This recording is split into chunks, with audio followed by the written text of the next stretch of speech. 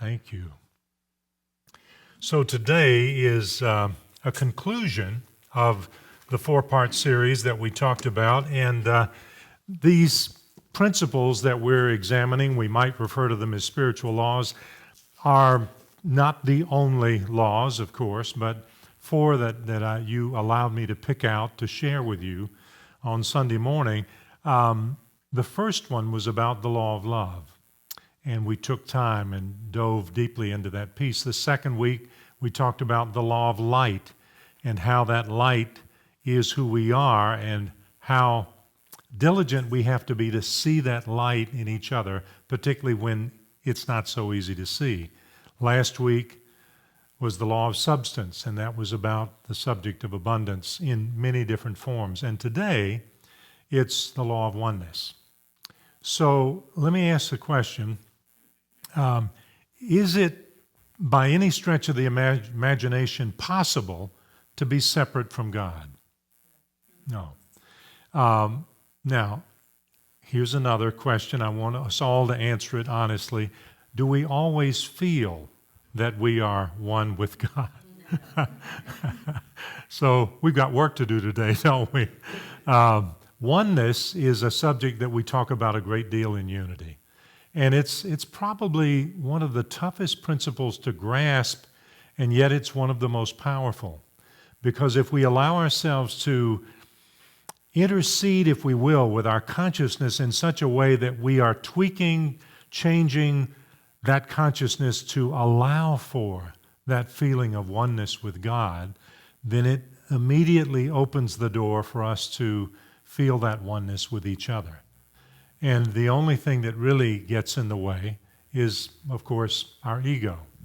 And we all have one. The question used to be asked, how do you know if you've got an ego? Are you here? And I'm talking about the ego in the language of A Course in Miracles, but it's basically our little self. Our self that likes to gossip, our self that likes to criticize, condemn, and complain. That's not our Christ self, is it? The Christ self loves to do what? Love, see the light, know the truth, feel the oneness with each other and with God. Jesus is the epitome in our model of someone who totally was devoid of that little self. He totally let it go. The allegory of being in the desert is when he told the devil, "Get thee behind me." He was just talking to the little self. He says, I don't have anything to do with you. I have one place to place my focus, and that is on God. And he used the expression, and it came to us in the song today, God and I are one. If you've seen me, you've seen the Father. Now, was he talking about his beard? Come on, folks, this is a unity group. He wasn't talking about his beard, was he, or his hands, or his body. He was talking about his spirit. If you've seen the spirit of love, if you've seen the spirit of wholeness, of healing, you have seen God. And people get confused on that. Well, that's how God looks, except God's beard is gray and God's way out there. And of course, in unity, we know that's not the case. God is here, just as Jesus explained. So, co-founder of Unity, Charles Fillmore, talks about oneness. And in the subject, one presence and one power, God's Spirit is the only presence in the universe. Now, there appears to be other presence, right? That we call evil or error or whatever we might want to call it, the devil. But that's an appearance. And Jesus said, don't be fooled by appearances. Don't judge by appearances. Instead, focus on the truth. Now, Charles Fillmore said this about spirit-mind. God is the one spirit-mind in which all ideas of life, love, substance, intelligence, and power originate. God is the one spirit-mind in which all ideas of life, love, substance, intelligence, and power originate. So where does all that other stuff come from? If God is the one mind, we make it up. We make up things about others. We make up things about ourselves. They have no root in truth. And so they're not lasting. The Course in Miracles is pretty clear. It says, How do you know if God made it? Does it last forever? Forever. Does love last forever? If you saw the movie Ghost, it's been a while, but that was out there years ago. And you got the feeling, even in that Hollywood production, that love, I think that's a statement that Patrick Swayze made as he was making his transition, love is the only thing you take with you. It's the light. And so we are standing in a place where we want to feel this sense of oneness, but we realize we've got work to do. Yesterday, Mary and I had the privilege of being part of a live stream. Some of you may have tapped into that, but our friend Dr. Joe Dispenza did a 5-day intensive retreat out in Portland, Oregon, and we obviously weren't there for that. We've been to a number of his retreats around the country. An amazing teacher, one of the clearest that I know of on the planet today. And the time spent was expressed through his amazing quantum scientific mind, but also with his understanding of human nature and spirit. There were 16,000 people from around the world that were tapped into that live stream event. It went for 4 hours. And at the end was a meditation, and the design of that meditation, after all that he shared and the preparation for that piece, was to bring us to a place of oneness. And in order to do that, we had to access a very important part of ourselves. Now, I want you to humor me for a minute and point to yourself. Point to yourself, okay? Now, keep your hand where it is and look around the room. Do you notice that nobody's pointing here? We point to our hearts, don't we? We identify ourselves with our hearts. And that is, in fact, the doorway to our not only deeper understanding of the concept of oneness, but it is an essential piece to the experience of oneness. When we get in trouble is when we forget that that's really who we are and who the other guy or gal is as well. Our friend Dr. Roger Teal, and I've been referencing his book throughout this series, This Life is Joy. It's a beautiful, beautiful work if you have not found yourself taking a look at it. He tells a story from the synthesis dialogues that His Holiness the Dalai Lama convened along with the Association for Global New Thought that Mary and I have been a part of for many years. And in that, he talks about one of the conferences and what happened at the beginning of this third in a series of these events.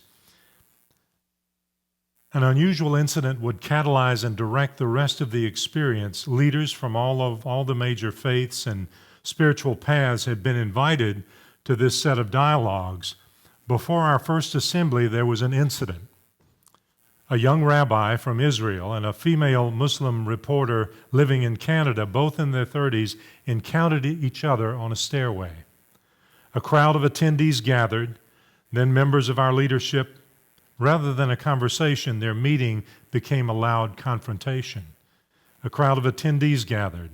Then members of our leadership group intervened and suggested to these two that they continue this interaction at our first meeting, and that their challenge with each other could become the context for our explorations. They agreed and suspended the, quote, conversation for the moment. Later that morning, the entire group was assembled, and the rabbi and Muslim reporter were eventually invited to begin a dialogue. It resumed in a contentious and angry way. Each of them accused the other's people and leaders of heinous misdeeds. When one was finished, the other seemed able to counter with an equally grievous transgression from the past. This went on and on throughout the rest of the day. When the group reassembled the next day, the dialogue was continued, and it went on in the same way. Vicious, accusatory, unrelenting, unforgiving. Where were they? Here or here? They were in their heads. The rest of the group had been coached not to take sides, but to create a space of compassionate listening. a space that could invite a breakthrough, but the possibility of healing seemed remote. The interaction of these two passionate beings perfectly mirrored the eroding state of Jewish and Islamic relations. Then by chance, quite by chance, one of our facilitators asked them to share the nature of their pain, the pain they felt for all the hurts and traumas, the pain they felt for conditions in the Middle East. Both individuals shifted from attack mode to the more genuine feelings. Here or here? Here. Each sharing was extraordinarily moving. But what was most transformative is that each sharing was essentially the same. They were shocked to discover that the facets and dimensions of each other's pain were exactly the same. Then a facilitator asked them to articulate their dreams for their people and their children's future. These sharings were equally powerful, and they were also equally parallel, and they were also common ground. They came together across the bridge of their shared pain and vision. The session culminated with the two of them sharing a long and sincere embrace, mixed with tears, flowing and interspersed with bits of laughter at the unlikeliness of it all. They went on to become almost inseparable throughout the rest of the conference. It seemed that they were now empowered to get to know each other with boundaries transcended and in an unprecedented way. This new and enthusiastic relationship became the touchstone for the rest of the conference, with other participants taking risk to draw closer in understanding and caring. I'm told the rabbi and Muslim journalists continue to stay in touch and develop their friendship after the dialogues. There is no gap so wide that it cannot be bridged by an open heart. So, in this gathering that Mary and I participated in yesterday, there were probably 600 or 700 folks there in Portland for this piece on site. And one of them is a dear friend of ours. Her birthday is today, from our church in Austin. But the other 16,000 are scattered around the world, 132 different countries. And they offered it in 5 different language translations. So we ask ourselves the question, what can I do? What can I do to not only understand this concept of oneness more deeply, but what can I do to have the experience of that oneness? And what can that willingness do in the world? So in our own country, we have division, true? In many, many different quadrants, many areas. Religions, politics, our mind typically goes first to the political thing. And while I never discuss politics in church, I do discuss separation and what you and I can do to facilitate the healing. But that healing begins with each of us. It begins in our own hearts. I want to ask you to close your eyes for just a moment and allow yourself, if you will, to bring to mind someone that you feel especially separate from. There doesn't seem to be any possibility, perhaps, with this person or this set of people for the feeling, the experience of oneness. And yet we hear our co-founders, Charles and Myrtle Fillmore, referring to this movement called unity, which, and of course, itself means oneness and uniting. We hear them say to us through prayer, through the activity of spirit, through a willingness to let go of the past so that the future can be different, so that it can be an experience of richness and authentic power, of light, of love, and of true substance. There is the possibility for this healing and these miracles to take place. And so we have this beautiful teaching that we call unity, and we have this amazing and sweet church that we call Unity of Blairsville, and we have this Sunday morning where we're gathered or hearing these words at another time in another place, and yet connected to this consciousness that is our church, that is our spiritual home. And here we have a shared willingness to heal and to be healed. And Spirit is calling us, always calling us to the greater life that we are destined to experience as we let go of the bonds of the past and allow ourselves to embrace the precious present. To know that in this moment we are loved, and in truth we are loving. And so for a moment I ask you, if you will, to focus on that individual or set of individuals that have come to mind. If you can distill it to one particular person, that would be good. And imagine that you're standing in front of them and they are looking at you and you at them, and you say to them, would you point to yourself? And they point to their hearts. All this time, all this struggle, all this sense of disconnection and separation coming from something that came from their head or that you heard in yours, something that you saw in yours. And yet, like the Muslim and the rabbi who were gathered in that very concentrated energy, dedicated to dialogue and healing, imagine that for you, in this encounter with this individual whom you might even define as enemy, there is the presence of the Holy Spirit.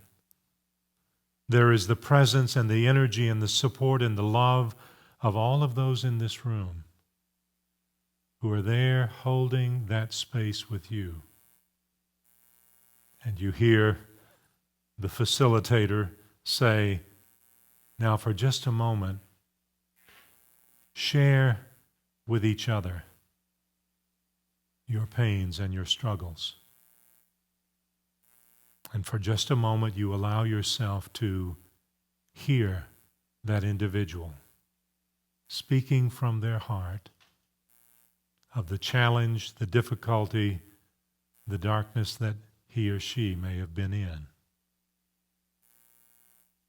And then he or she listens to you. And you express in your own perfect way the difficulty and the pain that you have been through.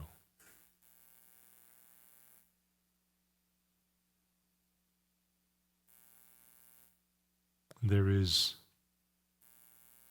a breakthrough that you're allowing, that this other being in consciousness is allowing. And as you do, you feel the scales of judgment, of criticism or complaints falling away. And there is a beautiful joining, a beautiful sense of oneness.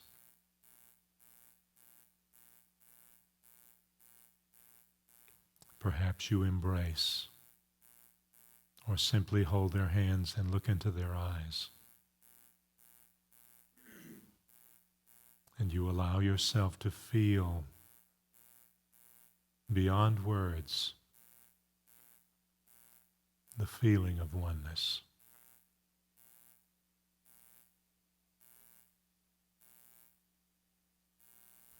Very gently you release your hands or your embrace. You lift your hands as namaste to this individual. and they gently turn and walk away. You and he or she, the beneficiaries of your willingness to heal, to experience love in a new way.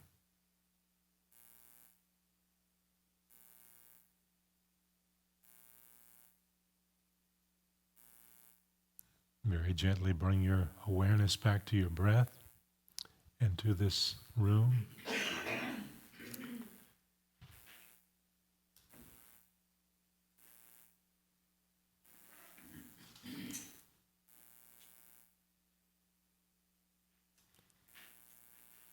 So how do we remember whatever feeling we may have brought forth in that time together, or that we feel at a later time, later today, throughout the week? Our friend Dr. Teal says, take on a new mantra, one that promotes this sense and this feeling of oneness. And the mantra he recommends is, deeply we are one. Deeply we are one. Now here's the challenge.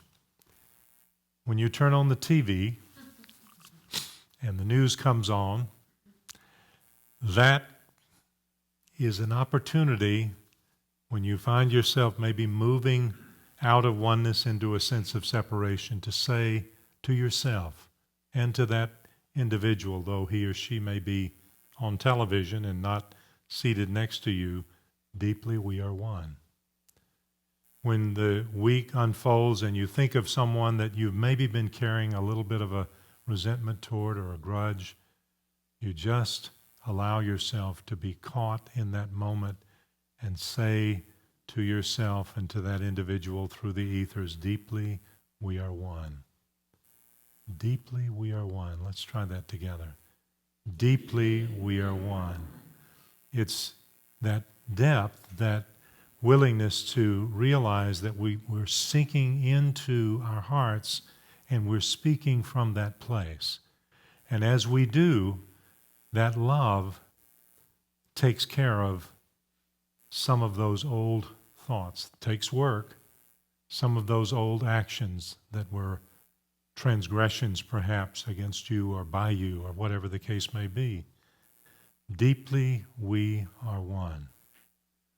And finally, I want to give you a formula, and it might be helpful along with that mantra, and it is this. Reveal. No. I better check my notes.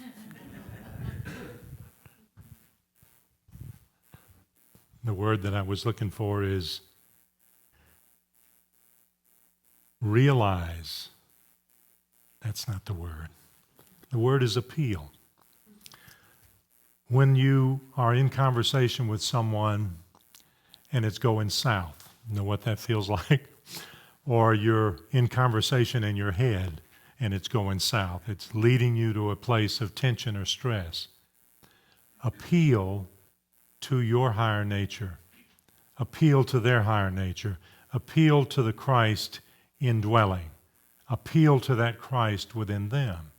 If they come at you with criticism or complaint, go back to them with adoration or understanding or kindness. In order to reveal the Christ, we have to appeal to that higher nature. And the end result is that we all heal. There it is. Reveal, appeal, reveal, and heal. Appeal, reveal, and heal. So let's close with a prayer. Loving God, you know deeply we are one. You know that there is an impossibility of separation. And all of our struggles and trials, so much of it that translates into the difficulties that we experience in our day-to-day, are wrapped up in that sense of separation or holding on to an old paradigm. And so we appeal to the light that you are, realizing that even as we do, that light enfolds, embraces, and blesses us in our willingness to heal.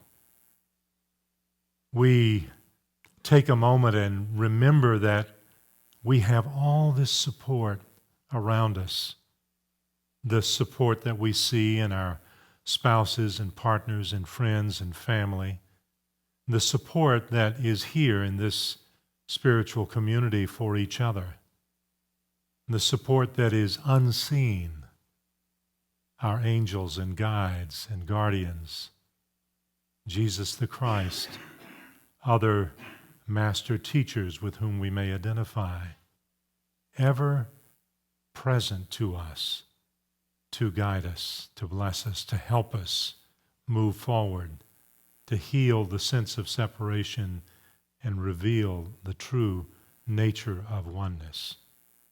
So we open ourselves. We give ourselves to this divine idea in a way that is unique and perfect for each of us. And we let it be. Deeply, we are one. And so it is. Amen. God bless. Thank you. Thank you.